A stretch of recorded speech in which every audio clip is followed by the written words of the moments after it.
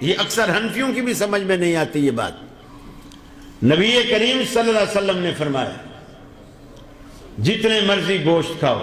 Mutton کھاؤ، دمبے کا کھاؤ، نمکین کھاؤ، جو مرضی کھاؤ، بٹیر کھاؤ، مرغیاں کھاؤ، لیکن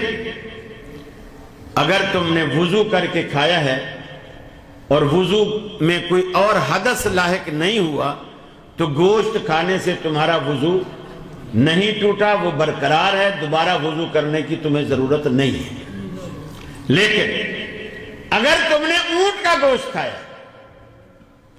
اگر تم نے اونٹ کا گوشت کھایا ہے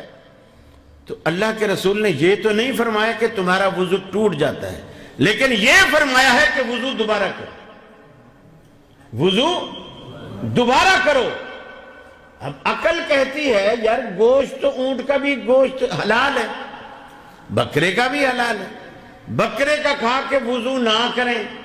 اونٹ کا کھا کے وضو کریں، تیری عقل شریف میں آئے یا نہ آئے؟ اللہ کے رسول نے یہی کہا ہے، لہذا دین یہی ہے، لہذا دین یہی ہے،